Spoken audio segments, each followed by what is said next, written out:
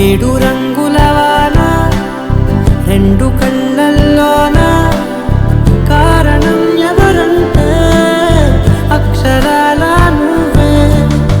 ఇన్ని నాళ్ళుగా ఉన్నా ఇప్పుడే పుడుతున్నా కారణం ఎవరంటే ఖచ్చితంగా నువ్వే.